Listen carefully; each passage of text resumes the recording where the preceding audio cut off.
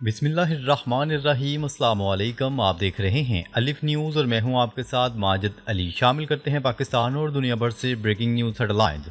America के सदर Donald Trump ने ऐलान किया है कि गजा में जंग ख़त्म हो गई है और हमास और इसराइल ने पहले मरहले के मुआहदे पर दस्तखत कर दिए हैं।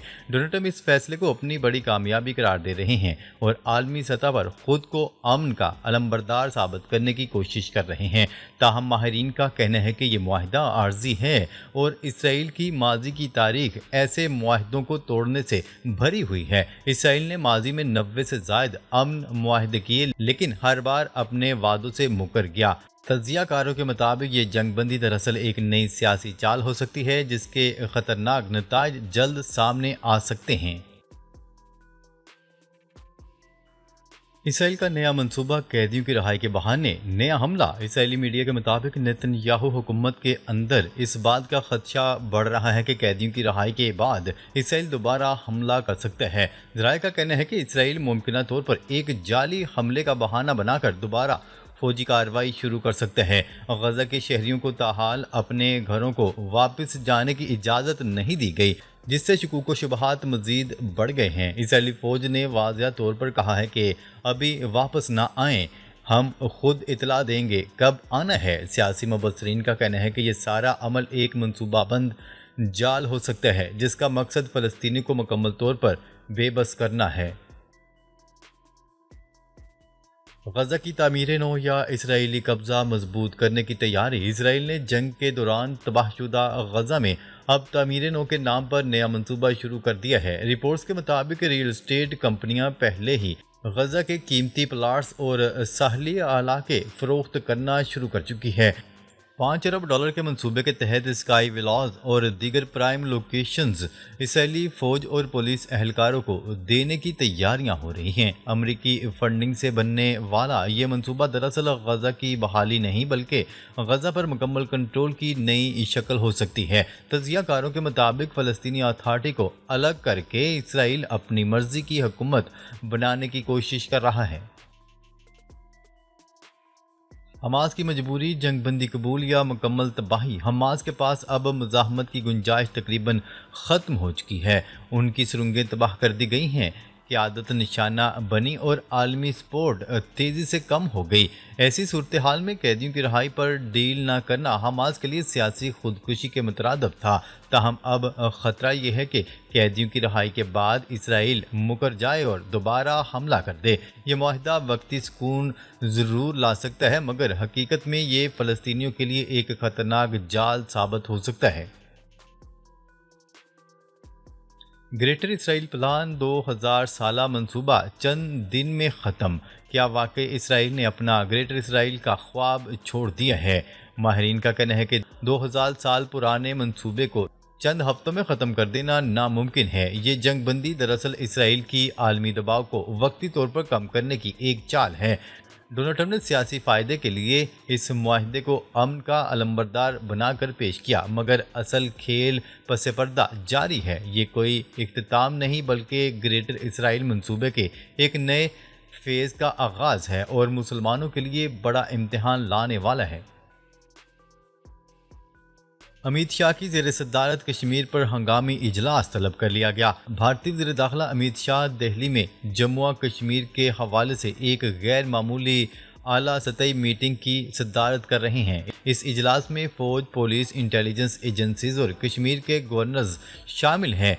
LOC पर भारतीय फ़ौज की सरगर्मियां और ड्रोन्स की नकलो हरकत ऑपरेशन सिंदूर की नाकामी के बाद नए हमले की तैयारी का इशारा देती है। अमित शाह इस मीटिंग की रिपोर्ट वज़ीर आज़म नरेंद्र मोदी को पेश करेंगे, जो हतमी फैसला करेंगे। पाकिस्तान ने खबरदार किया है कि किसी भी जारहियत का सख्त और फौरी जवाब दिया जाएगा। पाकिस्तान का वाज़िया पैगाम, भारतीय जारहियत का फौरी और तबाहकुन जवाब। पाकिस्तान ने LOC पर भारतीय फ़ौज के बढ़ते इकदामात और ड्रोन सरगर्मियों पर सख्त मौक़िफ़ अपनाया है। पाकिस्तानी फ़ौज और एयरफोर्स हाई अलर्ट पर हैं और वज़ीर दिफ़ा ख्वाजा आसिफ ने ऐलान किया है कि भारत की कोई भी मुहिम जोई فوری اور شدید ردعمل کی دعوت دے گی۔ مئی 2025 کے آپریشن بنیان المرصوص میں پاکستان نے بھارتی ہداف کو کامیابی سے نشانہ بنایا تھا۔ عالمی برادری سے تحمل کی اپیل کی گئی ہے، لیکن پاکستان کی تیاری مکمل ہے۔ یہ جواب پہلے سے کہیں زیادہ طاقتور ہوگا۔ بھارتی forces high alert, operation sindoor 2 کی تیاری عروج پر۔ LOC پر بھارتی فوج کی بھرپور سرگرمیاں اور ڈرونز کی مسلسل نگرانی آپریشن سندور 2 کی تیاری کی طرف واضح اشارہ ہے۔ امت شاہ کی میٹنگ میں فوج، نیوی، ایئر فورس اور انٹیلیجنس کے سربراہان حکمت عملی طے کریں گے۔ بھارت روس سے S-400 سسٹمز اور Su-57 طیاروں کی فوری خریداری کی کوششیں کر رہا ہے، جو پاکستان کے خلاف استعمال ہو سکتے ہیں۔ مئی 2025 کی ناکامی کے بعد بھارت اسرائیلی طرز کی اچانک حملے کی حکمت عملی اپنا سکتا ہے، جبکہ پاکستان نے ہر ممکنہ خطرے کے لیے مکمل تیاری کر لی ہے۔ بھارتی میڈیا کی جنگی مہم عوام کو نفسیاتی طور پر تیار کیا جانے لگا۔ بھارتی میڈیا اور فوجی سربراہان کی مسلسل دھمکی امیز بیانات عوام کو جنگ کے لیے ذہنی طور پر تیار کر رہے ہیں۔ Air chief marshal AP Singh نے دعویٰ کیا ہے کہ مئی 2025 میں پاکستانی طیاروں کو تباہ کیا گیا، جبکہ آرمی چیف نے پاکستان کو نقشے سے مٹانے کی دھمکی دی۔ یہ وہی پیٹرن ہے جو آپریشن سندور سے قبل دیکھا گیا تھا۔ BJP کی سیاسی مشکلات اسے جنگی ماحول کی طرف دھکیل رہی ہیں۔ عالمی سطح پر بھارت کی ساکھ کمزور ہے، جیسا کہ برطانوی وزیر اعظم کے حالیہ ویزا بیان سے عیاں ہے۔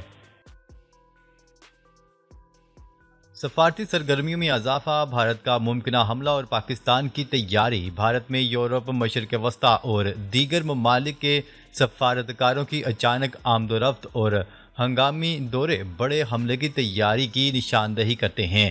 مئی 2025 کے پہلگام حملے کے بعد بھی ایسی سفارتی سرگرمیاں دیکھی گئی تھیں۔ چین کی جانب سے پاکستان کے ساتھ مسلسل انٹیلیجنس شیئرنگ نے ممکنہ حملے کی پیشگی اطلاع فراہم کی ہے۔ پاکستانی نیوی کراچی کے ساحلی علاقوں کی حفاظت کے لیے تیار ہے۔ یہ جنگ طویل اور شدید ہو سکتی ہے اور پاکستان فوری جوابی کارروائی کے لیے مکمل طور پر تیار ہے۔ یرغمالیوں کی واپسی کے بعد حماس کا صفایا ضروری ہے۔ اسرائیلی وزیر خزانہ کا اشتعال انگیز بیان۔ غزہ امن معاہدے کے اعلان کے بعد بھی اسرائیلی حکومت کے بعض وزراء سخت موقف سے پیچھے ہٹنے کو تیار نہیں۔ اسرائیلی وزیر خزانہ سموٹریچ نے واضح کر دیا ہے کہ یرغمالیوں کی واپسی کے بعد حماس کو مکمل طور پر تباہ کر دینا چاہیے۔ عرب میڈیا کی رپورٹ کے مطابق سموٹریچ نے اپنے تازہ بیان میں کہا ہے کہ اسرائیل کو حماس کے حقیقی خاتمے اور غزہ کے مکمل تخفیف اسلحہ کے لیے اپنی تمام تر طاقت استعمال کرنا ہوگی، تاکہ آئندہ یہ تنظیم اسرائیل کے لیے کسی بھی خطرے کا باعث نہ بن سکے۔ اسرائیلی فوج نے غزہ کے اندرونی علاقوں سے پیچھے ہٹنے کی تیاریاں شروع کر دیں۔ غزہ میں امن معاہدہ نافذ ہونے کے بعد اسرائیلی فوج نے غزہ کے اندرونی علاقوں سے پیچھے ہٹنے کی تیاریاں شروع کر دی ہیں۔ عرب میڈیا کی رپورٹ کے مطابق جنگ بندی معاہدے کے پہلے مرحلے میں اسرائیلی فوج متفقہ لائنز پر چلی جائیں گی۔ خیال رہے کہ غزہ امن معاہدہ نافذ العمل ہو گیا ہے۔ حماس اور اسرائیل نے امن منصوبے کے پہلے مرحلے پر دستخط کر دیے ہیں۔ غزہ میں جنگ بندی کا معاہدہ نافذ العمل ہو گیا، مصری میڈیا کا دعویٰ۔ غزہ میں برسوں سے جاری خون ریزی کے بعد بالآخر جنگ بندی معاہدہ نافذ العمل ہو گیا۔ مصری میڈیا کے مطابق یہ تاریخی پیش رفت پاکستانی وقت کے مطابق کل دوپہر 2 بجے ہوئی، جب فریقین کے درمیان طے پانے والا غزہ امن معاہدہ عملی طور پر مؤثر ہو گیا۔ مصری نشریاتی ادارے القاہرہ ٹیلی ویژن نے اپنی رپورٹ میں بتایا کہ معاہدے کے نفاذ کے بعد غزہ میں فائر بندی اور فوجی کارروائیوں کا سلسلہ رک گیا ہے۔ غزہ میں انسانی امداد پر تمام پابندیاں فوری ختم کی جائیں۔ برطانوی وزیر اعظم کیر سٹارمر نے غزہ امن منصوبے کے پہلے مرحلے پر اتفاق کی خبروں پر رد عمل دیتے ہوئے کہا ہے کہ میں صدر ڈونلڈ ٹرمپ کے غزہ امن منصوبے پہلے مرحلے پر معاہدے کے طے پانے کی خبر کا خیر مقدم کرتا ہوں۔ انہوں نے مزید کہا کہ یہ ایک ایسا لمحہ ہے جو پوری دنیا کے لیے خوشی اور سکون کا باعث ہوگا۔ اقوام متحدہ کے سیکرٹری جنرل کا غزہ جنگ بندی معاہدے کا خیر مقدم۔ اقوام متحدہ کے سیکرٹری جنرل انطونیو گوتریس نے غزہ جنگ بندی معاہدے کا خیر مقدم کرتے ہوئے فریقین سے معاہدے کی شرائط کی مکمل پاسداری کی اپیل کی ہے۔ ایک بیان میں انہوں نے کہا ہے کہ مستقل جنگ بندی کو یقینی بنایا جائے، لڑائی ہمیشہ کے لیے بند ہونی چاہیے، غزہ میں انسانی امداد اور ضروری تجارتی سامان کے داخلے کو یقینی بنایا جانا چاہیے۔ وائٹ ہاؤس نے بڑا اعلان کر دیا۔ امریکی صدر ڈونلڈ ٹرمپ کو وائٹ ہاؤس نے پیس پریزیڈنٹ قرار دے دیا۔ سماجی رابطے کی ویب سائٹ ایکس پر وائٹ ہاؤس کے آفیشیل اکاؤنٹ سے ڈونلڈ ٹرمپ کی تصویر شیئر کی گئی ہے۔ سوشل میڈیا پر شیئر کی جانے والی تصویر اور کیپشن میں امریکی صدر کے لیے دی پیس پریزیڈنٹ کے الفاظ استعمال کیے گئے ہیں۔ خیال ہے کہ اس سے قبل متعدد موقع پر امریکی صدر 7 جنگیں رکوانے کا دعویٰ کر چکے ہیں۔ غزہ امن منصوبے سے ڈونلڈ ٹرمپ کو نوبل انعام کے حصول میں مدد نہیں ملے گی۔ نوبل امن انعام دینے والی ناروے کی کمیٹی نے رواں سال کے انعام کے لیے اپنا آخری اجلاس پیر کے روز منعقد کیا ہے، جس میں 2025 کے نوبل امن انعام کے حقداروں کا فیصلہ کیا گیا۔ ناظرین، اب تک کے لیے اتنا ہی۔ مزید خبریں لے کر بہت جلد آپ کی خدمت میں حاضر ہوں گے، تب تک کے لیے اپنا خیال رکھیے گا۔ اللہ نگہبان۔